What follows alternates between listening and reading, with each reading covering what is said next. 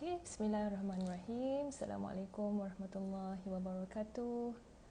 Apa khabar semua?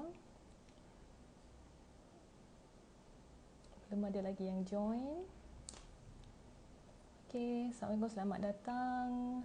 Lahilia, Syikin, Syakikal, Nida. Okay, selamat datang ke Conversation with Dr. Har untuk slot bulan Ogos ini. Okay, Anjuran Miss and Sisters.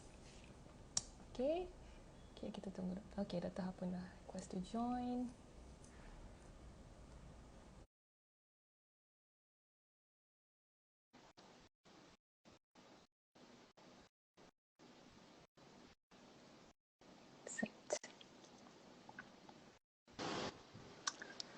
Okay, Assalamualaikum Yan. Assalamualaikum warahmatullahi wabarakatuh. Dr. Har, apa khabar? Baik, Alhamdulillah. Hari ni hari Ahad dan ready insyaAllah untuk minggu yang baru. Okay. Dr. Har dengar saya jelas ke? Boleh? Clear? Okay. Alhamdulillah. Itulah Dr. Har sekarang dia dah jawatan baru, dia punya rutin pun dah completely change. Kita pun ada sedikit envy lah Dr. Har punya rutin yang dah best kan. Some of us might be, Alhamdulillah, tapi that's a good thing, Masya Allah. But yelah, some of us might be dreading for a new week kan, the Monday blues. But hopefully Dr. Har, our talk tonight, so we have chosen saya rasa saya sangat sukalah tajuk ni, sebenarnya sangat dekat dengan saya dan saya pasti ramai audience kita pun nanti ramai rindu Dr. Har ni. Assalamualaikum Dr. Har. Masya Allah, rindu Dr. Har. Okay, so topik kita pada malam ni Dr. Har, kita nak bercakap pasal resilience and grit. Resilience and grit. Jadi kalau saya boleh cerita sikit lah ke audience kita kan, kalau siapa yang tak biasa dengar term resilience and grit, saya biasa dengar sebab saya sukalah baca berkenaan topik saya. Dr. Har pun tahu. Tapi kalau macam something related, so bila kita kata pasal resilience ni, resilient tu macam kita nak bayangkan satu benda kan, bila kita lengkukkan dia kembali kepada asal dia kan. Macam kalau manusia, it's just like kalau manusia pula, bila kita asak dia kiri kanan depan belakang, dia balik kita, tapi dia eventually dia kembali kepada kedudukan asal dia. So dia tak mudah tapi dia kemik jugalah kan, dia ada dent juga ya, dia ada ya betul, tak boleh ada scar sikit dekat situ kan, tapi dia tidak mematahkan dia punya function dia. Kemungkinan lebih cantik Dr. Har, kemungkinan dent dia tu ataupun ni scar tu membuatkan dia lebih estetik. Kan? Dr. Har ingat ada satu seni pottery di Jepun, di mana kalau bowl tu pecah, kan dia akan sambungkan balik, dia akan gamkan balik tu, tetapi retak itulah yang akan menaikkan lagi harga ya, kerana sekarang ni nampak bowl tu macam dah pecah lah kan, tapi dia punya retak dia tu akan menghasilkan satu corak yang sangat unik. So this is dah pernah baca lah ya, resilient adalah keupayaan untuk menjadi begitu. Maknanya you are broken tapi akhirnya menjadi lebih baik kerana ada sesuatu yang unik tu di situ. Mungkin faham kan? Maknanya kalau bowl tu keluar dari kilang tu satu rupa je kan, tiba-tiba yang satu ni pecah. Dan bila dia pecah tu dia retak lah kan. Tapi dengan apa, kemahiran dan juga teknik ni dia cantumkan balik dan akhirnya dia menjadi mangkuk yang sangat istimewa kerana ada satu tu je dalam dunia. Betul. Masya Allah. Itu sangat betul. Itu kalau kita understand of resilience. Kalau grit pula saya faham, it's more like kita punya drive ataupun motivation kita kan untuk kita mencapai sesuatu matlamat.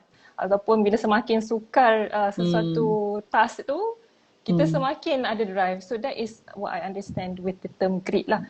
Jadi before kita, jadi saya rasa saya saya akan minta Dr. Har untuk start this conversation and from there on kita take it from there lah. InsyaAllah, silakan Dr. Har. So, thanks Yan. Alhamdulillah. Bismillahirrahmanirrahim. Assalamualaikum warahmatullahi wabarakatuh. Sister yang dikasihi, Dr. Har selalu tertunggu-tunggu tahu conversation ni sebab sebenarnya bila kita ada this kind of discussion, Dr. Hal sendiri kena push myself untuk betul-betul consolidate Dr. Hal punya knowledge juga lah kan. Ini bukannya hanya orang kata meneka-neka, mengagak-ngagak begitu. So, actually, pada pandangan Dr. Hal lah, dah tahu Yan ni agak lama, I think you might have more content untuk bincangkan tentang resilient dan grit ni ya. Tapi tak apa, nanti kita compliment each other. So Dr. Hal as usual lah kan, bila kena sebut ni, I will have to go to the dictionary, kena cari betul-betul definition dia ya, supaya kita boleh on the same page when it comes to the definition. Maknanya apa yang Dr. Hal maksudkan resilient tu Yan faham ya. Mungkin Yan ada your own definition. Tapi kalau minta Dr. Hal bercakap tentang resilient tu, this is how I'm going to define it lah macam tu ya. Okay.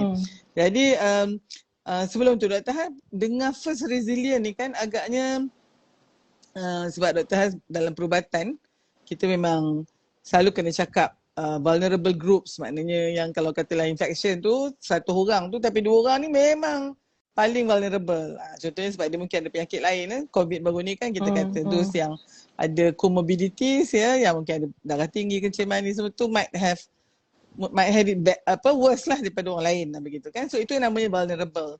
Tapi of course bila kita nak treat ataupun nak mengubati penyakit tu, kita kena pastikan yang vulnerable ni menjadi resilient ya, menjadi maknanya boleh bertahan tadi tu ya. So kalau sudut definisinya ada banyak definisi rupanya Yan, tapi Dr. Hal ambil yang Dr. Hal rasa sangat dekat dengan Dr. Hal dan juga mudah untuk difahamkan.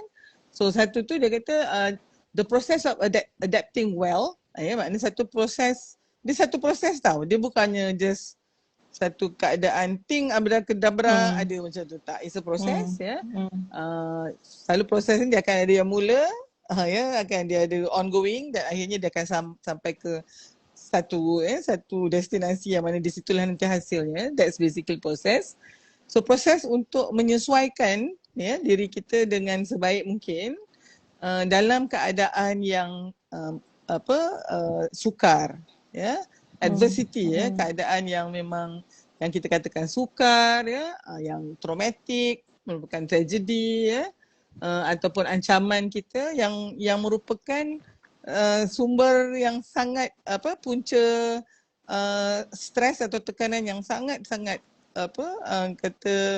real ya, sangat memang benda ni bukan calang-calang lah ya. Jadi bila kita berhadapan dengan semua benda ni, resilient adalah keupayaan kita untuk adapt.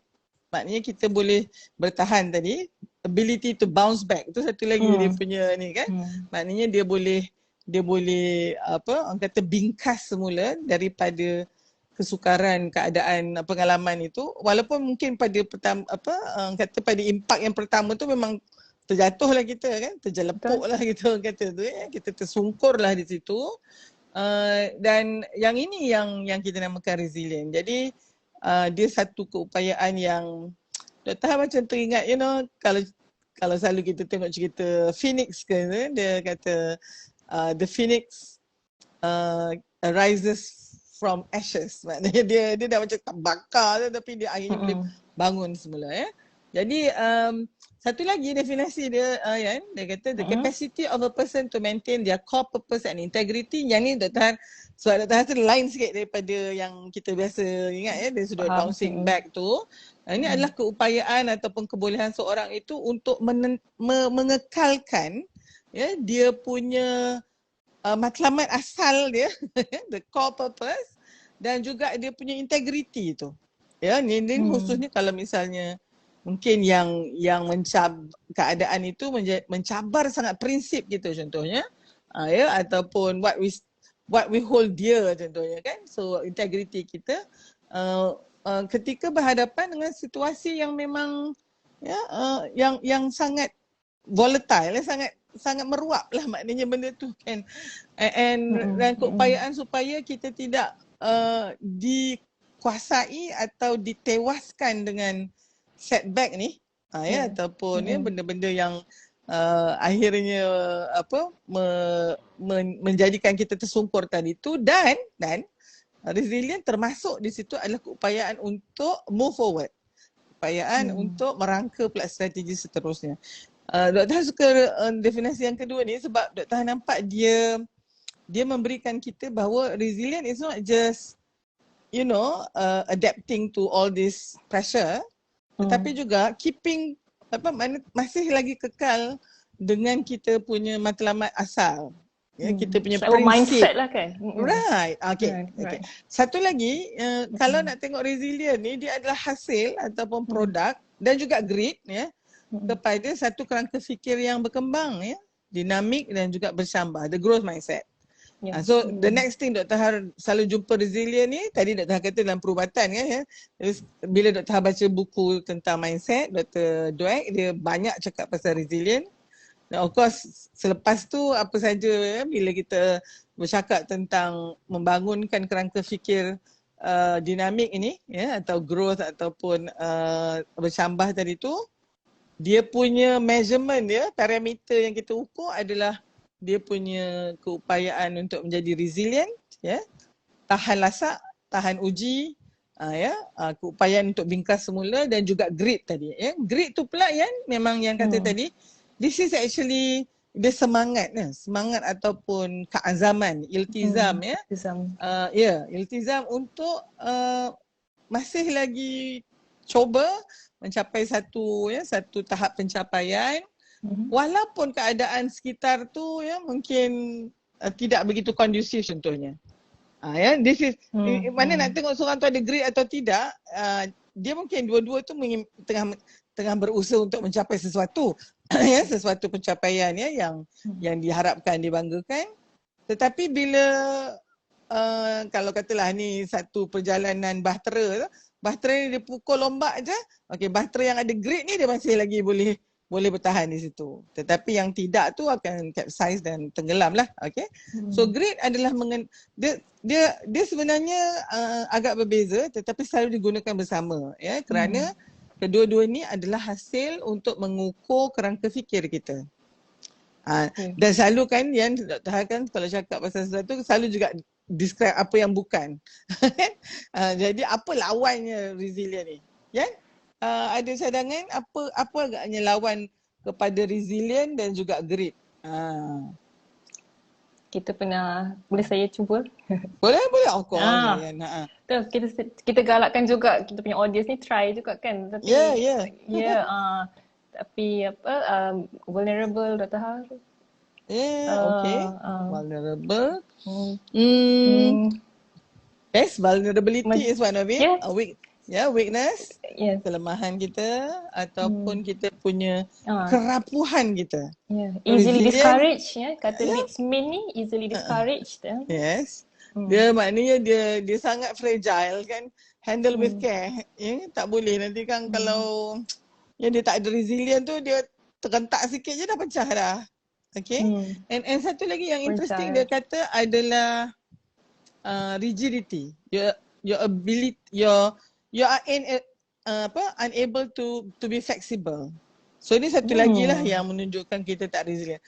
Kalau katalah tumbuhan kan, apakah tumbuhan yang sering dijadikan simbol resilient?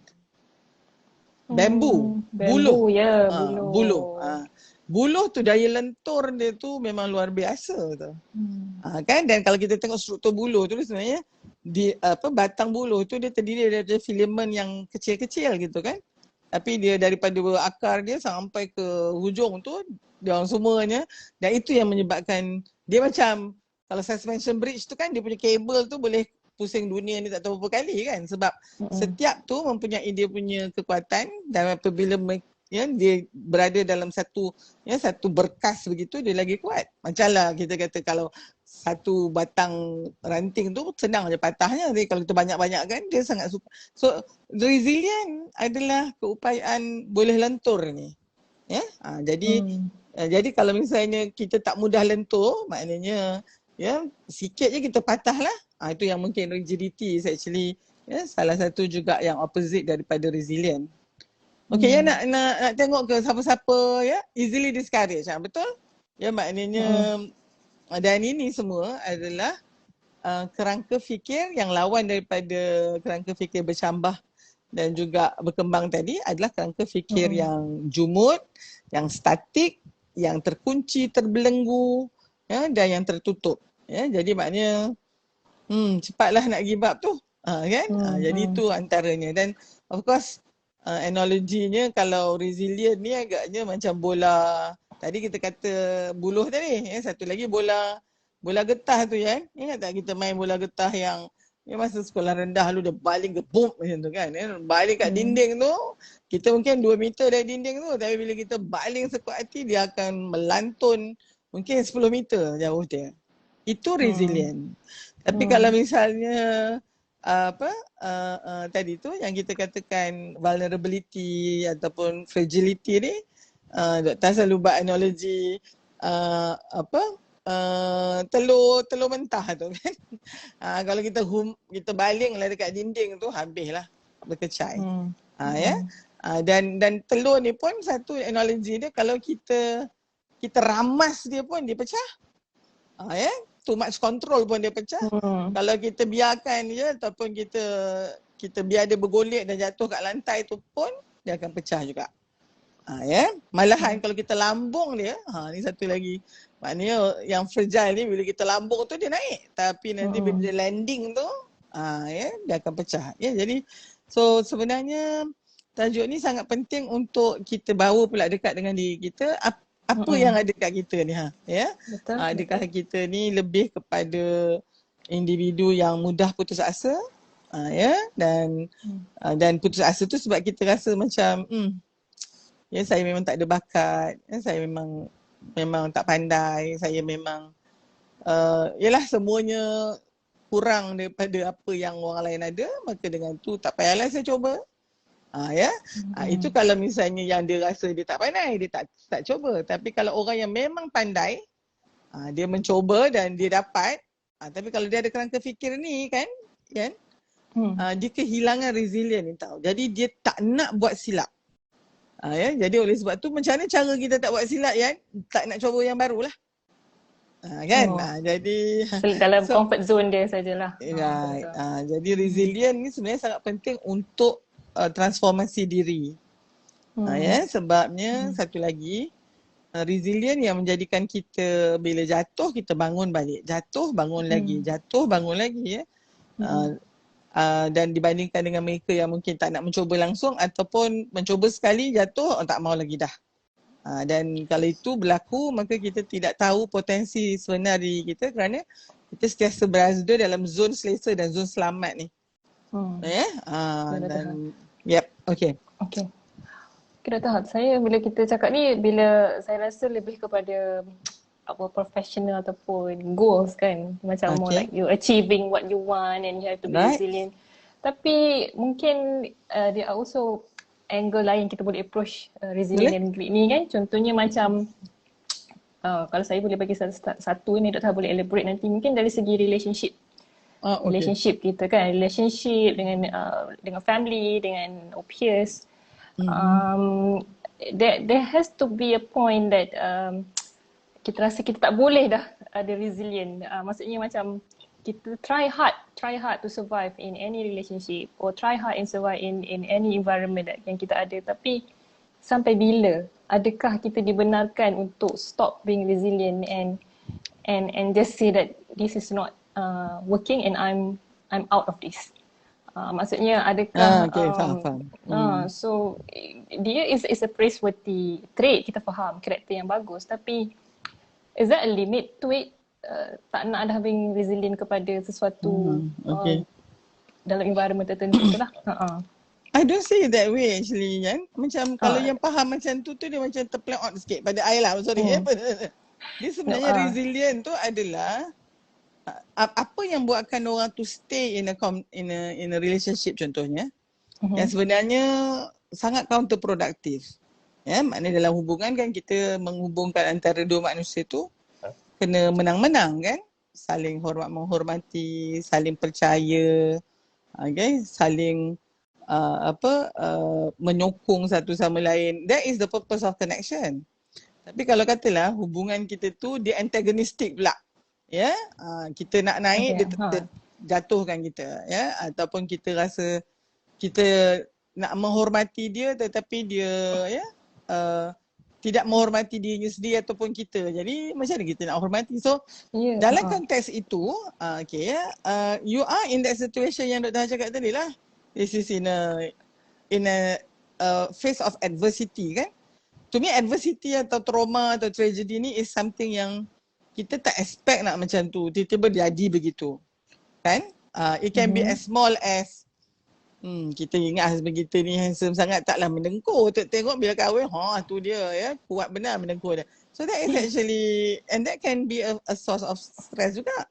Especially kalau you ni jenis yang sangat sensitif, tak boleh tidur kalau ada orang yang mendengkur kan. Ni jadi you will have lack of sleep, you know. Jadi mungkin kita yang jenis tak kisah ni tak apalah, tapi somebody who is so sensitive ni tak boleh lah. Then that become a stressor. So bagaimana dia nak applykan resilient dalam konteks ni lah maksud I. Satu of course dia mungkin do something ke snoring tu, Dr. guna simple sebenarnya. Snoring tu is treatable ya. You boleh jumpa macam mana nak snore, nak make sure it is not some dangerous sleep apnea ke bla bla bla. And then of course finally snoring tu jadi less agaknya. So that is actually how you solve your problem kan. Jadi katalah you get somebody yang memang tak mau pun. Dia kata dia okay je, I'm okay. Dia okay lah sebab dia masa dia snore tu dia bukannya dengar pun kan. Tapi orang lain. And then you realise this person is so inconsiderate kan contohnya kan ya. Jadi kat situ kita ada dua pilihan. Sama ada kita just tolerate that and we suffer. Ataupun kita mungkin convince the person to do something supaya it's a win-win lah maknanya kan ya. You pun sebenarnya akan jadi lebih sihat contohnya kan. That is the way. This is what I meant. Jamila, this is what I meant. Macam kalau kita tolerate ataupun kita try to be in that, just let it be. Adakah kita boleh consider being resilient in that? Oh no. Okay. So Dr. Han nak tambah sikit lagi tadi tu. Okay, maksudnya kalau katalah when you have come to a point yang memang kena mufarakah kan, kalau dalam surah Kahfi pun kita tengok Nabi Musa AS tu diberi pengajaran oleh yang diriwayatkan sebagai Nabi Khidir tu 3 kali je. Dia bagi warning. Lepas tu berpisahlah kita. Now to make a decision to actually say this is actually where you go your way, I go mine is actually a part of resilience. Maksud I that is actually a very difficult decision sebenarnya, and of course kita akan affected by that lah, especially kalau katalah relationship tu berakhir dengan perceraian dan kita tahulah memang kemek lah kita tadi tu kalau tak tersungkur sekejap kan, went into depression sekejap ke, tapi resilient is actually to come up from that ashes too kan, and the product of it probably. And if a person is not resilient on the contrary, he or she will still stay in that relationship yang toxic tu.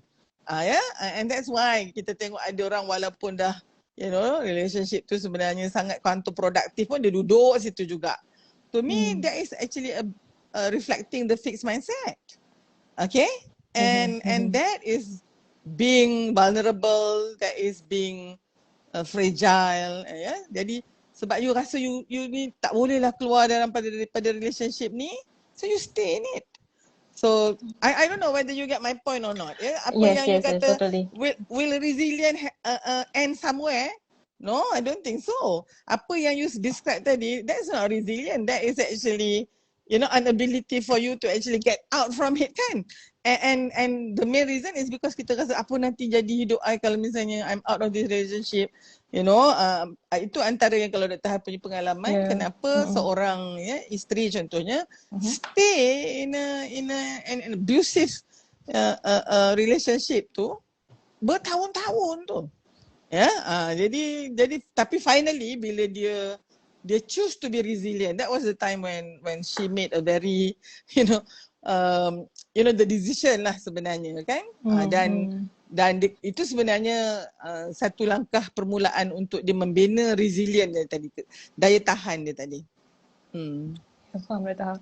Cuma saya agak confused because kita kan bila resilient tu adalah untuk mencapai sesuatu goal.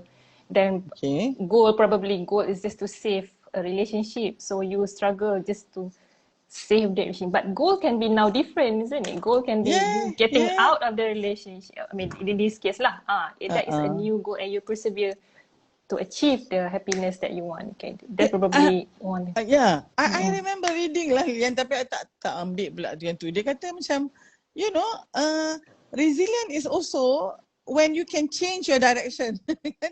Kan? Bila you tengok, yang ini is going to, yalah sometimes kita tak tahu kan where it will end. So kita nampak mula-mula tu okay, and kita rasa, tapi tengah-tengah jalan tu kita, kejap-kejap yang ini nampak macam tu. So resilient, actually being resilient is to make that decision, I need to change my course. Gitu tu. So that is part of resilient juga sebenarnya. Okay, terima kasih banyak Dr. Ha.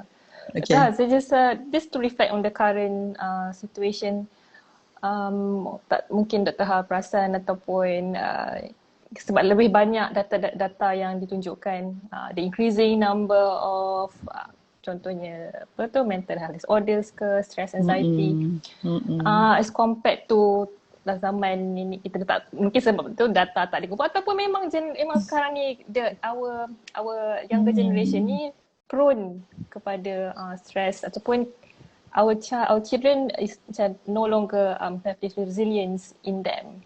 Dr. Ha agree tak pendapat ni? Sebab Dr. Ha dulu bila Dr. Ha mendidik sangat lama kan dengan ada anak-anak medical students, ada tak perubahan trend yang Dr. Ha tengok, and if there is, apa sebenarnya yang berlaku Dr. Ha, and how can we stop this? Sebab bila orang tak depressed, dia dah tak boleh contribute kan, dia dah. So it's a shame. Dr. Ha perasan tak trend ni? Okay. Dr. Ha mungkin nak kena ingatkan kita semua bahawa there's nature and also nurture kan. So agaknya secara nature tu atau secara fitrahnya, manusia ni memang diciptakan Allah dengan segala keupayaan untuk become resilient. And in fact, itulah juga ciri-ciri ahsani taqwim tu yang menjadikan kita sampai to this level dibandingkan dengan mungkin manusia pertama yang hidup dengan penuh elemen yang terdedah dengan dunia ni at the mercy of the elements tu. Tiba-tiba dia boleh buat rumah, dia nak kena travel from point A to point B, dia buat roda. That is resilient. Yang itu dari sudut fitrah kita, all of us ada benda tu. Especially kerana otak kita yang the higher function tadi tu, yang neurocortex tu, dia memang boleh menyelesaikan masalah. Dia boleh make judgement. Dia belajar daripada kesilapan dia. So here we are, okay?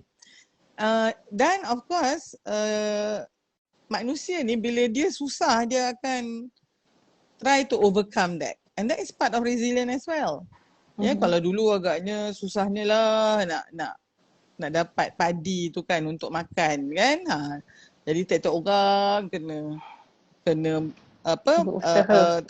tanam sawah padi dia sendiri. Lepas tu kalau nak ada ikan, dia pergi tangkap ikan jugalah dekat sungai. Tapi then otak ni, how about you je yang buat you tangkap ikan. Lepas tu I pula tanam sawah padi je. Then bila I dapat padi, I bagi kat you pula.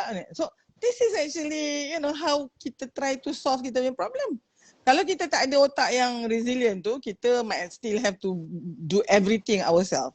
Okay, alright. So now, then this sebenarnya dia bertimbal balik. This is what I really think the analogy. Resilient ni mungkin dia macam otot kita juga kan. You have to exercise it. And then it become, Dan kalau you tak exercise tu, dia jadi atrophy, dia jadi ni, and that's it lah. You tak ada resilient tu. So that's good news. Maknanya setiap kita ni bukannya lahir sama ada Yan memang ada 50% je resilient. Dr. Har lahir dengan 100% resilient. Ada orang lain langsung kosong resilient. No, to me everybody memang ada all the syarat-syarat untuk jadi resilient tu. Tetapi of course it depends on the environment dia juga. Maknanya untuk exercise, semua orang ada otot, tapi kalau yang exercise lagi, itu lebih baik daripada yang duduk diam saja kan contohnya. So now, apa agaknya yang boleh menjadikan kita tak exercise kita punya resilience kita tu, apabila agaknya kehidupan kita menjadi lebih mudah dan kita punya expectation kepada nak yang senang saja tu menjadikan kita lebih banyak berfikir secara fix as compared to kita punya growth mindset. So that's actually, thanks Yan for this discussion. Because I think where did we go wrong? Bukan where did we change our strategy from being a very growth mindset punya individual ataupun group of people, humankind, suddenly we become yang fixed mindset ni, okay? Dan fixed mindset ni yang buatkan kita tak resilient ni, kan? And we doubt, you know, bila kita tak resilient, the fixed mindset ni, Dr. Hassan, yang sangat bahaya adalah dia menjadikan kita doubtful of kita punya own ability. Jadi kita tak percaya kepada diri kita sendiri. Dan of course as a sequence of that, orang pun tak percaya kita kalau kita sendiri tak percaya kat diri kita, kan? And then things will be like macam vicious cycle. Nothing works. And then you get macam, ya betul lah, I ni memang tak pandai, I ni memang bodoh. So and then your mental health is going to be so much affected. Now, dalam Dweck punya buku, mindset tu kan Yan, interestingly dia kata one of the most important factor that make a child resilient and not tu is actually the way kita punya strategi in praising tu. Ya, kita bagi macam, yelah kan, anak-anak masa kecil kan dia akan more inclined towards what you always praise them for, kan? Jadi dia dapati budak yang resilient, actually kerana dia punya journey tu sangat interesting. Dia cikgu dulu. Ya, cikgu dia ajar sekolah rendah rasanya, ya. Berapa ke macam itulah, ya. And then dia tengok student dia ni ada 2 jenis saja, dia kata. Satu ni yang resilient, yang maknanya kalau buat tak betul dia akan try lagi. Kalau nanti dia result dia tak bagus, dia akan try lagi. Keep on trying. Ya, maknanya jatuh pun bangun lagi, kan. Dia And then another group of student, dia kata, yang ini memang aduhai, terkena sekali je pecah berderai tadi tu kan. And dia nampak in the very beginning dia tak related dengan IQ tau. Maknanya IQ tinggi kalau you IQ tinggi but you fall into this group yang mudah sangat kecewa ni, you will realize this budak yang walaupun dia pandai, dia have a lot of doubt with his or her ability, dia jadi macam imposter syndrome lah. Dan dia tak nak cuba, dia tak mau nantikan orang tahu dia bodoh ke, ataupun yelah kalau lagi banyak you cuba mungkin ada masa you tak dapat lah markah yang make mistake tu. So they don't want to take risk. Okay? And apatah lagi kalau yang kelas ujung tu, kalau dia ada this group ni, dia akan awal-awal kata, cikgu tak payahlah ajar saya memang bodoh pun. Cikgu tak boleh buat apa pun. Contohnya kan. So dia realise these two mindset ni, the fixed and the growth mindset. Of course, she was heavily criticized lah. Sebab orang kata, takkan ada 2 mindset aja. Ya, doktor apa masa mula baca, takkan ada 2 je kan. Tapi dia punya argument is that, of course, these 2 mindset ni yang akan bercambah jadi mindset yang lain tu. Okay. So, dan dia dapati, fixed mindset ni adalah mereka yang percaya bahawa apa yang ada kat dia tu is like, inilah dia. You know, ability, talent, apa lagi, mungkin some special gift gitu kan. It's all fixed. You either have it or you don't gitu. Okay? Tapi kalau misalnya mereka yang ada growth mindset ni, they believe that if you put effort in that, you will be somewhere. Jadi maknanya, dan dia nampak ni kalau budak tu yang mungkin tak berapa pandai pula but have this growth mindset punya ni, budak ni will be somewhere. And sedangkan budak yang IQ tinggi ni, this closed mindset ni, tahu-tahu dia get into the wrong group of people contohnya kan. Dan imagine kalau budak yang memang IQ dia tinggi tapi ada growth mindset, memanglah dia can really fly high because dia orang selalu akan kata okay, dialog dia berbeza kan. Kawan ni kalau dia fail dia kata I'm stupid. Kalau yang budak ni yang fail, yang growth mindset ni, dia kata, oh I have not discover how to pass this. Faham tak? Jadi dia akan lihat kegagalan tu sebagai guru and dia melihatnya sebagai satu yang perlu supaya dia boleh gauge dia punya effort, and then this is actually how that resilient muscle is being exercised. Tapi yang ini memang tak exercise langsung lah. Okay, now Doktor nak tambah sikit je. Dalam Dweck punya ni is always fall on effort. On effort lah seterusnya macam tu. Tapi of course kita tahu dan that is actually why I think Muslims dengan iman yang ada, dengan keyakinan kita kepada qadar dan qadar Allah itu, we should be having the most growth mindset in the whole world sebenarnya. Sebabnya kita akan ikhtiar, usaha, tapi kita ada konsep tawakal. And then kalau misalnya kita serahkan pada Allah lepas segala usaha kita tu dan tak menjadi pun, kita wouldn't fall so badly lah. Tapi orang yang growth mindset ni pun dia akan kata, oh I put all my effort, suddenly tiba-tiba tak jadi. And sometimes this can actually make them really terduduk jugalah, but because they are resilient, they pick up the pieces. Tapi kalau kita untuk orang Islam, actually we wouldn't fall so bad, kita ada shock absorber kat situ, dari sudut tawakal kita pada Allah. So that being said, Dweck kan dia punya hypothesis, dia kata this is actually why these two kids punya group, dia kata one of it, and this is to her the most important factor is how these kids being raised and praised by their parents. Okay, so dia buat satu interesting betul. Dia buat dua group masuk dalam dua kelas yang berbeza, and cikgunya yang involved in that research, cikgu untuk yang kelas 1 ni dia kena praise budak-budak tu secara who you are. So dia punya praise will sound like this. Oh, you are so clever. You are so intelligent, okay? And that's awesome, you are the who you are tu. Yang group satu lagi kelas kedua ni kan, cikgu dia use this phrase of praising the process. Dia akan praise the effort. Kan? Okay. So, budak-budak ni sebenarnya mula-mula tu dia sebelum dia orang being split into these two group, dia orang set for an exam, a test je lah kan. But test tu sebenarnya is actually untuk budak yang 2 tahun muda lagi dia orang. So this is definitely very easy lah at their level. So everybody score, So semua orang rasa confident lah. And then they were given to these two groups. And then kan, cikgu dia duk puji, ni you memang gifted lah, you ni apa-apa semua yang kelas 1 tadi. Yang sementara yang kedua ni, the praises goes this way. Macam like, wow, I can really see that you are trying very hard, I saw just now that you are struggling with it, but of course you ask around, you ask your friend to actually teach you, and then now you can do it. That's excellent. Dia punya excellent tu is on the effort.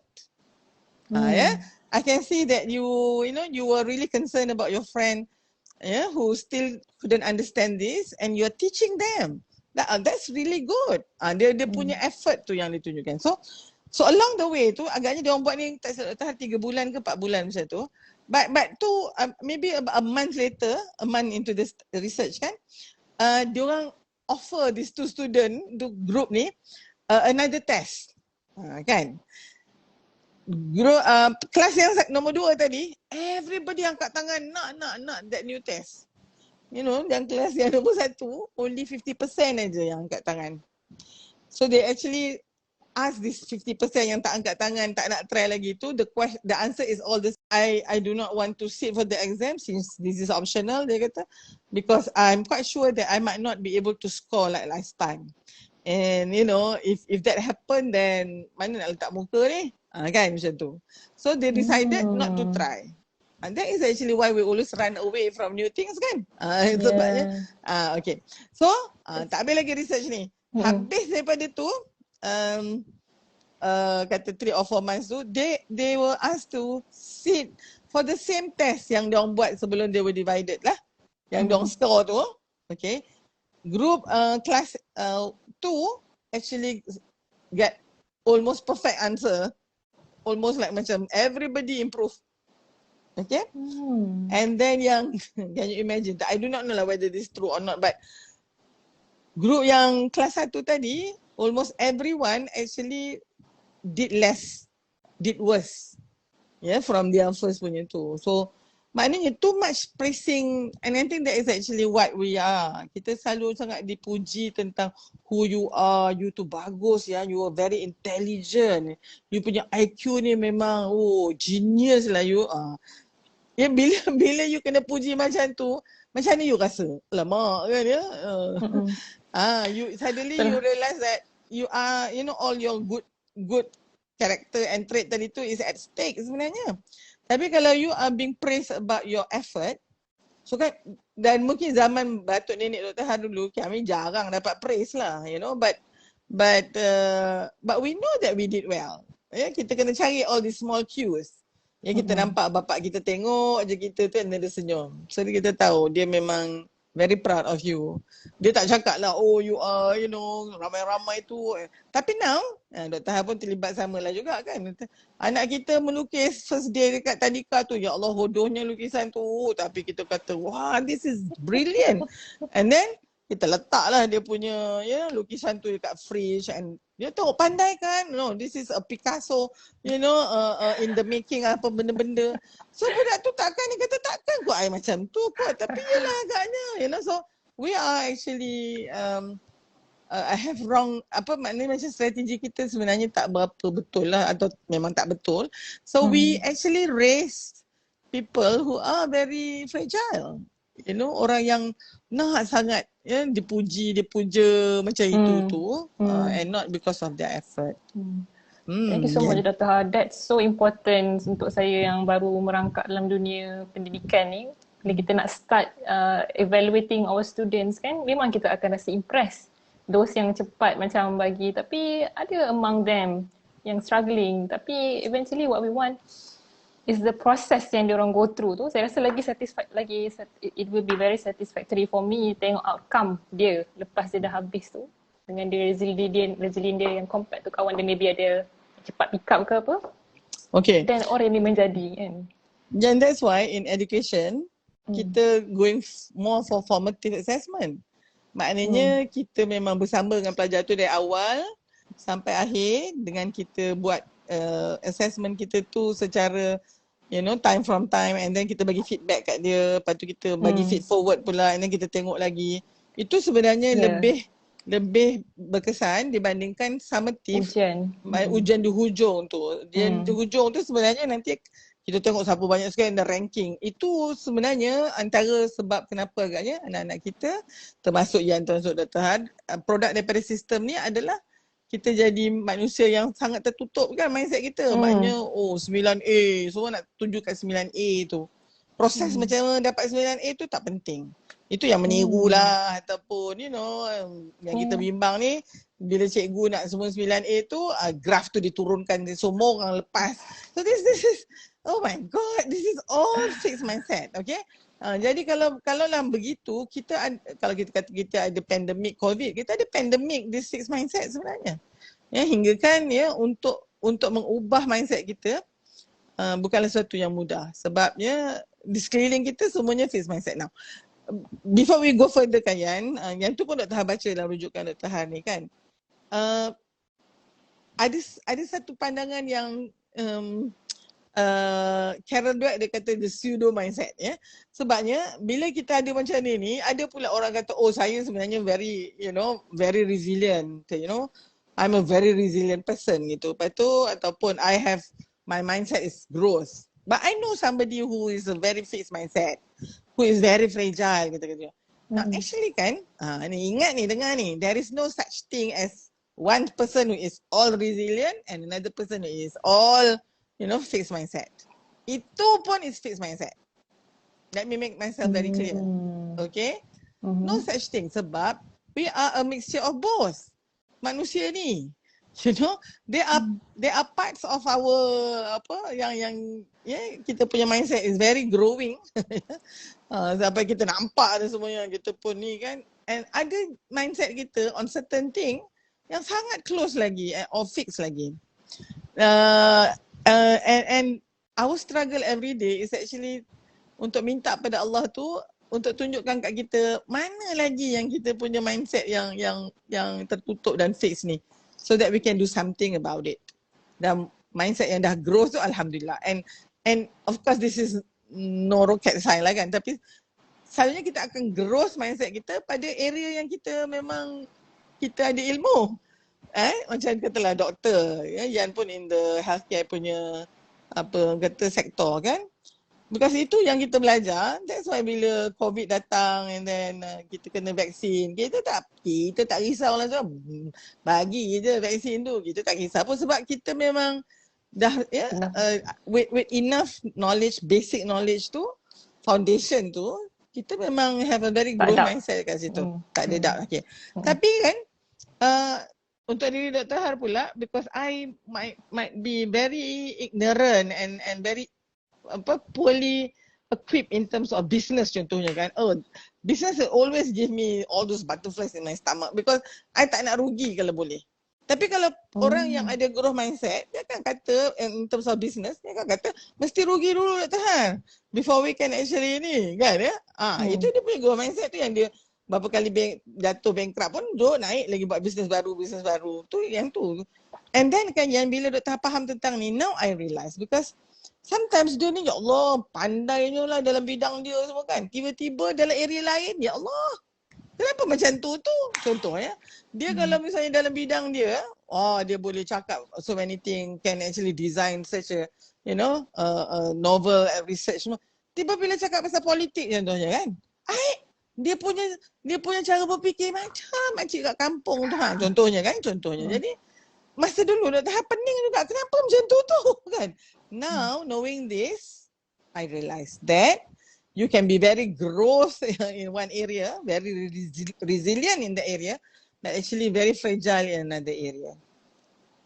I don't know whether that makes sense atau tidak. Yeah, tapi so Dweck dia selalu warning. Dia kata dia punya mindset, punya teori tu is not to make people say, I grow mindset, you fix mindset. Tak ada dia kata. In fact resilient ni pun juga macam tu. Ada area yang kita sangat resilient, we can always bounce back anytime tapi ada area yang sekali kita kena dah serik lah, kita tak mau lagi dah. Kalau contoh kalau misalnya relationship, connection, marriage contohnya, sangat vulnerable tau marriage ni, because what will happen to you when you love somebody, you give your loyalty to one person and then that person tak balas cinta you tu. That's why relationship dengan dalam marriage ke romantic relationship ni dia sangat vulnerable. Kita sangat vulnerable kan. So what do you do kalau you have a close mindset? You tak payahlah kahwin, tak payah fikirlah, tak payah ada boyfriend. Macam tu lah. Sebabnya that is to defense mechanism kan kita bincang kan. Tapi kalau misalnya and then nanti bila katalah marriage dia fail kan the first time. So kalau dia fix mindset, dia akan kata, sama ada that person yang salah ke, atau dia sendiri tak prepared ke. And then lepas tu, sebab dia tak ada resilient in this area, dia just macam delete aja, that prospect of being married ke apa ke. Tak payah cakap langsung contohnya kan. Jadi, so kat situ Dr. Har nampak resilient dia tak ada dalam konteks itulah. Okay, yes Yan. Okay, Dr. Har tadi ada yang minta Dr. Har tuliskan nama researcher. Saya rasa Dr. Carol Dweck kan? Ada kita punya audience nanti boleh cari. Boleh. Dan kita lagi few minutes ni Dr. Har. Kita dah talk a little bit on career, education, relationship. Dalam prospek kita sebagai seorang Muslim Dr. Har, saya selalu fikir macam ni lah. Kita kat dunia ni, we are meant to go through hardship. We are meant to go through this uncomfortable journey, whatever, because ultimately kita nak ke jannah lah, syurga kan, yang lebih abadi, yang lebih lagi best lah. Tak ada worry, tak ada sadness, tak ada anxiety, semua dekat di syurga sana. Jadi Dr. Har, mungkin sebelum kita conclude, ada few minutes ni, Dr. Har mungkin would you like to say dari segi penghambaan kita kepada Allah SWT, macam mana kita nak melalui kehidupan dengan penuh perseverance, dengan tawakal, dan untuk mendapatkan hati yang tenang lah despite all of these challenges dengan turbulence yang kita face hari-hari. Baik. Sebagai penutup lah. Okay, insyaAllah.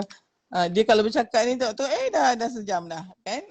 So terima kasihlah kepada sisters yang ada bersama I think kalau kita tengok kan, kita memang seringkali diingatkan oleh Allah Subhanahu Wa Taala bahawa dunia ni tempat ujian untuk Allah tengok siapa antara kita yang paling baik amalan dia.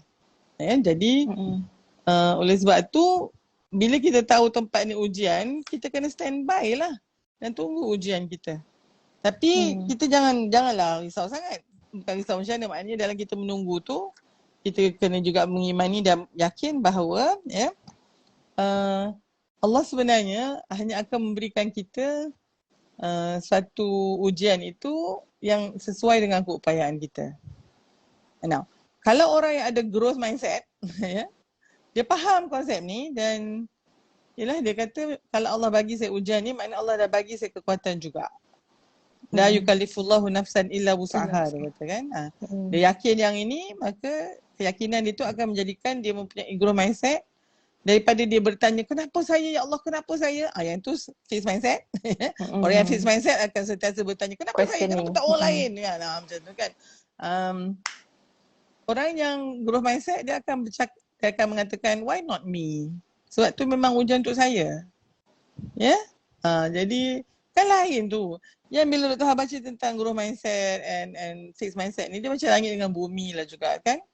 Tapi dari sudut biologi je, and being a student of science and student of biology kan, otak kita tu memang ada beberapa bahagian yang fungsinya berbeza-beza sikit.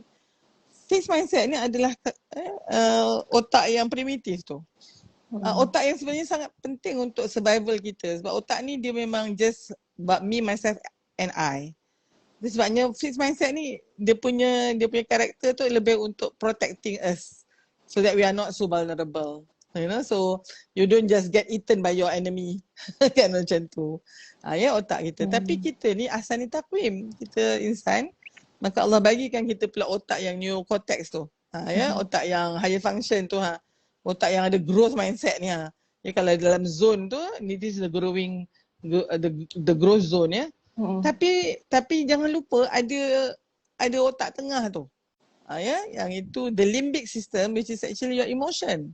Itu yang membezakan antara mamalia dengan haiwan reptilia kan. Mamalia kerana dia mempunyai memory gland yang menghasilkan nutrition untuk offspring dia. Jadi dia kena ada rasa sayang, rasa cemas kalau misalnya offspring dia tu punya safety is being jeopardized So dan itu Allah jadikan adanya rasa keupayaan merasa. Dan rasa yang paling penting adalah rasa takut, rasa seronok, and you want to have more of it, dengan rasa takut, rasa sakit, pain. And you do not want that. Jadi and then we learn lah. Disebabkan tu kita ada memory dan kita ada keupayaan untuk belajar. Dan oleh sebab tu, apabila kita sentiasa mahu menjadikan diri kita mencapai potensi kita tu at that level of neocortex tadi untuk growth tu, you must really know how to modulate your emotion, especially your fear. Dan sebenarnya orang yang greed ni, orang yang macam tak ada takut dia bukan tak takut takut, tapi dia ada lebih keazaman dan kepercayaan bahawa dia kena try dulu. Dan insyaAllah kalau ada apa-apa pun yang terhasil daripada cubaan dia tu, nanti ianya hanya akan menambahkan lagi keupayaan dia untuk berjaya lagi. Dibandingkan dengan orang yang ada growth mindset, fixed mindset, bila dia try and then dia sakit, dia masuk balik dekat dia punya comfort zone. So dia tak akan boleh keluar lah. And this understanding tu sebenarnya bukan apa, to understand yourself better. And to have a lot of discussion and also conversation. Macam hari ni conversation with Dr. Han. We have to have a lot of conversation dengan kita punya suara kecil tu. And suara kecil tu sebenarnya datang daripada kita punya primitive brain. Yang doubtful sangat ni. Mana boleh? You mana boleh? You bukan Dr. Han. Mana boleh? Tengok Yan boleh pun jadi moderator. Masa sebelum tu kan tak boleh Dr. Han. I kan nanti kamera. Tapi you try dulu. So that is ni. Ada satu soalan ni tadi Yan, Dr. Han nampak. How do you increase? Ya betul Dr. Soalan saya bertanya, how to increase grade? Kata one of our sisters tadi. Okay. So this one Dr. Han rasa untuk conclude dan juga ada sebenarnya yang paling asas adalah to change your mindset. That is actually, you will increase your resilience, you will increase your grit as well, Of course, grit ni rupanya ada personality dia tau. Personality yang mungkin I would say habit lah habitual things that you do that can actually accumulate to become greed. Satu, dia kata self-regulation. Self-regulation maknanya you memang exercise lah your resilient punya muscle tadi tu. You ada disiplin, that is the next one, self-discipline. Kemudian resilient is actually a part of greed tu. Kalau ikut yang ni, dia kata you must cepat-cepat recover from your setback. Don't apa orang kata stay too long down there. Mana you kena bounce back. Lepas tu you mesti ada sense of direction, ataupun dipanggil kat sini dutifulness, that you are a part of a core objective tu. Tu sebabnya orang yang mempunyai matlamat hidup yang jelas, dia lebih resilient sebenarnya. Sebab dia ada always that reference point dia nak kena pergi.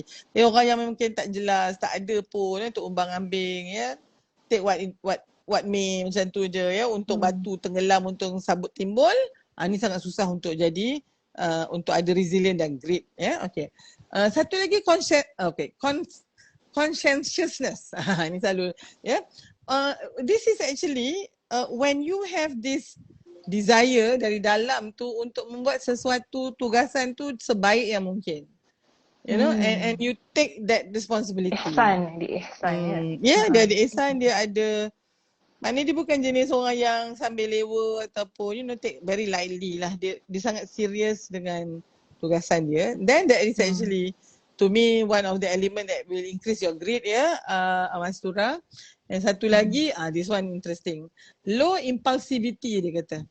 Apa maksud dia ni? Ability to resist immediate action yang selalunya kat spinal reflex saja, or temptation, desire, and to consider all factor when you are making decision. Kan maknanya dia bukannya orang yang triggered easily lah, bukan orang yang impulsif sangat, sangat dramatik lah kan, macam tu. Dia akan ada dia punya pause button. To me when I look at low impulsivity ni, this person dia memang ada pause button and always know when to press that pause button. So dia tidaklah terlalu volatile kan, terlalu cepat nak react, trigger terus, marah terus ataupun mengajuk je lah terus ataupun that kind of ni. Tapi itu sebenarnya akan buatkan you are thinking, I think, clearer, and then you can say to me kan, antara grit ni dia maknanya dia boleh ada delayed gratification tau. Kan dia ada keupayaan untuk kata okay, saya sekarang tak dapat tak apa, tapi saya boleh usaha lagi, insya-Allah saya akan dapat lagi. That is actually part of being resilient and grit, having grit. Sebab you memang you boleh sabar, ataupun you boleh, tadilah part of the low impulsivity jugalah. You boleh pujuk yourself atau tak apa. Sekarang ni mengalah dulu pun tak apa. Kadang in order for you to win the battle, you kena retreat dulu sekejap. So that is easier for somebody to yang memang ada this grit ni ataupun keupayaan ni. Ada akhirnya dia memang bertahan lah, dia ada ketahanan, insya-Allah insya-Allah. Insya-Allah. Alhamdulillah. This is such a great conclusion, Dr. Ha. It summarized what we really want to get from this conversation actually. InsyaAllah. Saya suka nak sharekan dengan Dr. Ha dan juga audience kat sini. Saya tengah nak baca buku from Angela Duckworth ni, dah terus lama dah sebenarnya buku ni.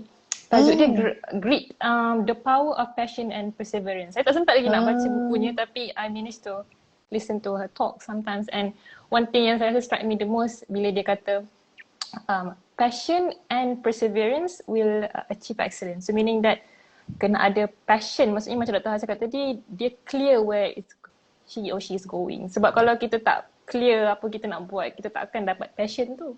And so for everyone yang nak achieve excellence, so dia mesti couple passion and perseverance, then that will achieve the excellence. So dia mention ni dalam buku dia, tajuk dia memang nama buku dia Grit lah, and dia buat extensive research berkenaan grit sahaja. Masya-Allah. Dia adalah researcher di University of Pennsylvania. Tak apa, nanti insya-Allah ada masa kita kupas kalau ada rezeki. Agaknya Dr. katakan yang macam perseverance tu is actually istiqamah tau.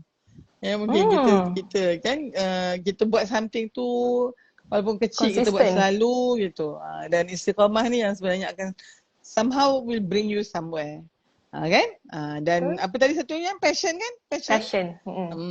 Passion Kita pun and kalau persistence. tengok orang yang passionate tu kan, passion ni kan apa, macam mana, how do I define passion? Passion ni dia datang lepas enthusiasm tau. Kalau misalnya you tengok that scale of emotion, you enthusiastic dulu and then you become passionate. Bila you have this two, enthusiasm and passion ni, you orang tak bayar pun, you Buat still je. buat. Apa tak, kadang duit you yang keluar sebenarnya, but because you're passionate, Betul. kan? Orang suka hobi entah apa-apa lah contohnya kan. Kita kata, apalah mahal dengan benda tu. Tapi sebab dia passionate, benda tu jadi something yang dia boleh ni. So, betul lah benda tu yang jadikan kita sangat resilient dan insyaAllah great juga. Wallahu a'lam. Okay. Jazakallah khairan Dr. Ha. Sangat seronok lah dengan conversation malam ni. Our sisters pun sangat teruja. Sampai ada yang tanya tadi, Dr. Ha dia buat usrah ke? Mungkin boleh privately DM Dr. Ha. Mungkin Dr. Ha boleh suggest. Masya Allah. Dr. Ha ada beberapa usrah group yang saya tahulah. Dr. Ha sangat sibuk walaupun dah bersara ni, insyaAllah boleh mungkin ikut DM Dr. Ha insyaAllah. Okay sisters, dah 10:07. Terima kasih banyak bersama kita pada malam ni. So semoga-moga perbincangan malam ni memberikan semangat netizen untuk minggu yang baru. Okay insyaAllah. Okay, terima kasih lagi sekali Dr. Ha. Okay. Assalamualaikum. Waalaikumsalam warahmatullahi wabarakatuh. Thanks, Anne. Okay, thanks Dr. Ha. Bye sisters.